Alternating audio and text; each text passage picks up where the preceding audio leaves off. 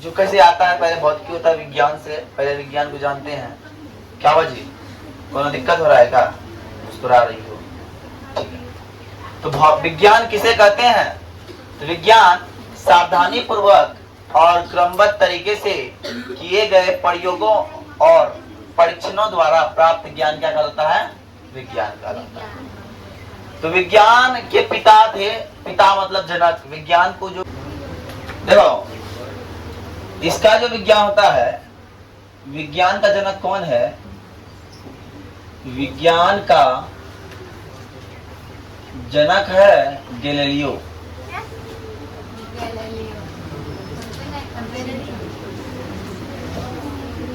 तो हम बात कर रहे हैं विज्ञान के बारे में। विज्ञान क्या है? सावधानी पूर्वक और क्रमबद्ध तरीके से किए गए प्रयोगों और परीक्षणों द्वारा प्राप्त ज्ञान को हम लोग विज्ञान कहते हैं। और विज्ञान को सर्वप्रथम इस समाज से, इस संसार से इंट्रोड्यूस कराने वाले कौन थे? तो गैलीलियो जी। कौन थे? गैलीलियो। और इसी ने विज्ञान के बारे में बताया, इसीलिए फादर ऑफ साइंस को कहा जाए तो गैलीलियो कहेंगे। विज्ञान के जनक कौन है? तो गैलीलियो है। बात क्लियर? अब उसके बाद आते हैं, विज्ञान की दो शाखाएं होती है, एक होती है भौतिक विज्ञान, एक होता है जीव विज्ञान। एक होता है भौतिक विज्ञान, एक होता है जीव विज्ञान। भौतिक विज्ञान को फिजिकल साइंस और जीव विज्ञान को लाइफ साइंस कहेंगे अंग्रेजी में, है ना। तो भौतिक विज्ञान का क्या मतलब है? तो निर्जीव पदार्थों के से संबंधित घटनाओं का ज्ञान भौतिक विज्ञान है, और सजीव पदार्थों से संबंधित घटनाओं का ज्ञान जीव विज्ञान। तो सर अब आते हैं भौतिक विज्ञान की बात करते हैं। तो भौतिक विज्ञान की दो शाखाएं होती है, एक होता है भौतिकी, एक होता है रसायन। तो भौतिक विज्ञान का जनक कौन है सर? तो भौतिक विज्ञान का जनक कौन है? न्यूटन है। कौन है? न्यूटन है। न्यूटन को भौतिक विज्ञान का हम लोग जनक कहेंगे। कोई दिक्कत? अगर भौतिक विज्ञान का जनक कहते हैं न्यूटन, ठीक है। अब आते हैं, ध्यान समझिए। अब विज्ञान की दो शाखाएं भौतिकी और रसायन है, उसी प्रकार जीव विज्ञान की दो शाखाएं वनस्पति विज्ञान और प्राणी विज्ञान है। वनस्पति विज्ञान में क्या हम लोग पढ़ेंगे? वनस्पति विज्ञान में पेड़ पौधा के बारे में पढ़ेंगे। क्या पेड़ पौधा जीव नहीं है? है। तो पेड़ पौधा के बारे में पढ़ेंगे, वो हो जाएगा वनस्पति विज्ञान। लेकिन जब प्राणियों के बारे में पढ़ें, प्राणी कौन है? हम हैं, जानवर है, मेढक है, ये सब क्या है? प्राणी है। इसके बारे में जब हम पढ़ेंगे वो हो जाएगा प्राणी विज्ञान। इसको बोलते हैं हम लोग जियोलॉजी और बॉटनी, है ना। अब कोई वैज्ञानिक जब बनेगा तो उसका काम करने का क्या तरीका है? विज्ञान से ही वैज्ञानिक बना है। जो विज्ञान को बताता है, समझाता है, वही तो है वैज्ञानिक जी। वैज्ञानिक क्या है? वैज्ञानिक को काम करने के 5 तरीके होते हैं। कैसा तरीका से है? तो घटनाओं का सावधानी पूर्वक किया गया प्रयोग। अब मान लो कोई घटना को प्रयोग में करेगा, सब कुछ सेफ्टी के साथ करेगा। ऐसा नहीं है बम बनाना हो तो बम बनाने के लिए पूरा अच्छा से, जैसे मतलब बना रहा है, पूरा हेलमेट, कपड़ा लता पूरा पहन के अच्छा से, वो वाला जो बम फट भी जाए तो मरे नहीं, है ना।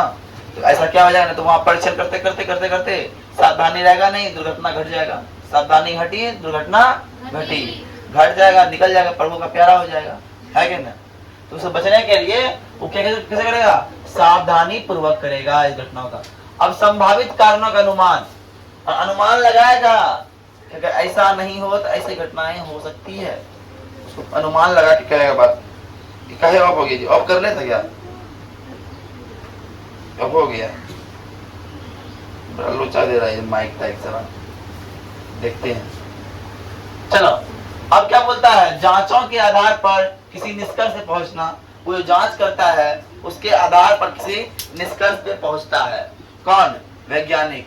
वैज्ञानिक सब किसी जांचों के आधार पर निष्कर्ष पहुंचेगा और परीक्षणों और प्रयोगों का कारणों की जांच करेगा, क्यों ऐसा हुआ, इसका क्या रिजल्टेंट होगा, है ना। उसके बाद आवश्यकता अनुसार विचारों और सोच का अपरिहार्य परिवर्तन करना। अगर ऐसा लगता है तो विचारों पर परिवर्तन करेगा। बहुत देर कर दिया, मेरे जागने से पहले हाय रे मेरी किस्मत सो जाती है। निखिल देर करता नहीं, देर हो जाती है। तो निखिल कुमार तुम्हें लगेगा भरपूर मार। आओ, स्वागत है आपका, आइए। देखो अब क्या होता है, इंटरनेशनल मात्रक का पद्धति हुआ था तो सर्वप्रथम देखो, जब पूरा विश्व, सुनो तो सब पहले, जब पूरा विश्व एक साथ बैठा, बोला भैया एक मीटिंग कर लीजिए, कौन सी का मीटिंग, तो हम लोग मापते हैं, मान लो हम यहाँ केजी बोले, अब विदेश का लोग समझ गए केजी मतलब क्या होता है, हम उसको लिख के भेजे कि आपको हम 5 किलो आम भेज रहे हैं, और वहां जब समझ नहीं पा रहा है 5 किलो आम मतलब क्या होता है, तो अच्छा उचित होगा कि ना होगा, अनुचित होगा ना। ऐसे फॉर एग्जाम्पल के लिए तू हमको दिया 100 रुपया, और हम तुमको रुपया तुमको दिया, हम पता नहीं पड़ा 100 रुपया मतलब क्या होता है, समझ रहा ना। मात्रा का ये और फिर ना हो जाए तो पेरिस में एक बार, पेरिस कहां पे, पेरिस में 1960 में सब बैठता है, पूरा देश का लोग जब बैठता है, अब बोलता है कि पद्धति निकालते हैं, तो बोला निकाल दीजिए, तो उन सब ने मिलकर पद्धति दिया, 3 पद्धति। कौन पद्धति, एमकेएस पद्धति, सीजीएस पद्धति और एफपीएस पद्धति, 3 पद्धति दिया। और देखो एमकेएस पद्धति अक्सर चलता है हम लोग भारत में, भारत का जो पद्धति लगभग है एमकेएस पद्धति है, और सीजीएस पद्धति और एफपीएस पद्धति जो है ब्रिटेन का पद्धति है, लगभग ब्रिटेन इस पद्धति का इस्तेमाल करते हैं अक्सर लोग। तो अब आते हैं हम लोग, एमकेएस पद्धति में क्या होता है, एम मतलब मीटर, के मतलब किलोग्राम, एस मतलब सेकंड। जिस पद्धति में लंबाई को मीटर से मापे, द्रव्यमान को किलोग्राम से और समय को सेकंड से मापा जाता है, वो पद्धति क्या कहलाता है, एमकेएस पद्धति कहलाता है। जिस पद्धति में मीटर, किलोग्राम, सेकंड, मीटर मतलब लंबाई, लंबाई को मीटर में, द्रव्यमान को किलोग्राम में और समय को सेकंड मापा जाए, वो पद्धति क्या कहलाता है, एमकेएस पद्धति कहलाता है। अब दूसरा होता है CGS, centimetre gram second. Centimetre, हम बोलते हैं किसी का लंबाई इतना सेंटीमीटर है, मतलब लंबाई को सेंटीमीटर से, द्रव्यमान को ग्राम से और समय को सेकंड से मापा जाता है, वो कहलाता है सीजीएस पद्धति। और सबसे अंतिम पद्धति जो है एफपीएस पद्धति है, फुट पाउंड सेकंड।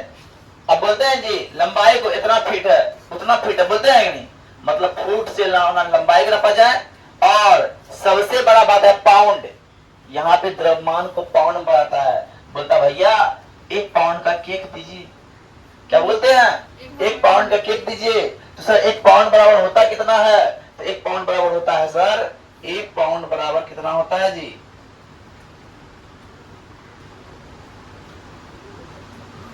1 पाउंड बराबर कितना ग्राम, तो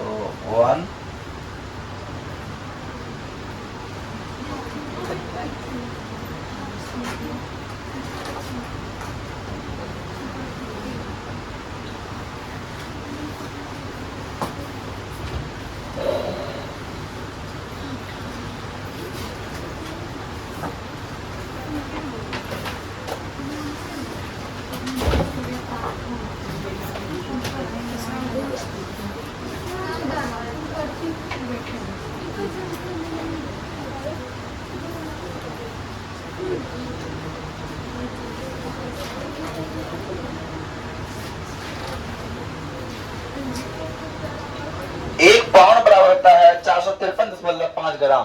तो 1 पाउंड कितना होता है, 1 पाउंड बराबर 453.5 ग्राम होता है। कितना होता है, 1 पाउंड बराबर 453.5 ग्राम। यहाँ लिख दो, यहाँ लिख दो, 1 पाउंड बराबर 453.5 ग्राम, ये होता है। ये मेरा समझ में आ गया। अब कुछ नंबर है किसको क्या बोलेंगे, अगर 10 का पावर 3 हो तो उसको बोलेंगे मिलीमीटर, -3 हो, और 10 का पावर -6 हो तो बोलेंगे माइक्रो, और 10 का पावर 9 हो तो बोलेंगे नैनोमीटर, और 10 का पावर 12 हो तो पिकोमीटर, और 10 का पावर 15 हो तो फेम्टोमीटर, और 10 का पावर -18 हो भैया एक्टोमीटर। ठीक है। अब 10 का पावर 3 हो तो बोलेंगे किलो, और 10 का पावर 6 हो तो बोलेंगे मेगा, और 10 का पावर 9 हो तो बोलेंगे जीगा, 12 हो तो बोलेंगे टेरा, और 15 हो तो बोलेंगे पेंटा, पेटा, पेंटा नहीं पेटा, है ना, 18 हो बोलेंगे एक्सा। आई बात समझे। उसके बाद आते हैं कुछ पद जो है, क्षेत्रफल है। क्षेत्रफल फॉर्मूला क्या होता है, लंबाई गुना चौड़ाई, लंबाई भी मीटर, चौड़ाई मीटर, और इसका मात्रक हो गया मीटर स्क्वायर। आयतन की बात करेंगे, लंबाई गुना चौड़ाई गुना ऊंचाई, लंबाई मीटर, चौड़ाई मीटर, ऊंचाई मीटर, इसका मात्रक हो गया मीटर क्यूब। अब घन होते हैं, द्रव्यमान बट्टे आयतन, और द्रव्यमान का होता है केजी। भारत में क्या होता है एमकेएस, हम लोग एमकेएस होते हैं ना, क्या करते हैं मीटर किलोग्राम सेकंड, तो द्रव्यमान का हो गया केजी, और आयतन का हम निकाले कि है ना मीटर क्यूब, तो क्या होगा केजी प्रति मीटर क्यूब, केजी पर घन मीटर, या फिर लिखते हैं केजी m-3, है ना।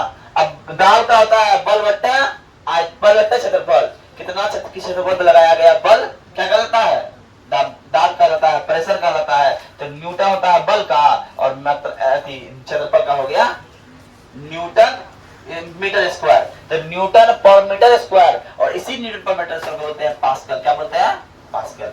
यहाँ हमारा चैप्टर हो गया खत्म, कल से क्वेश्चन कर देंगे, ठीक है।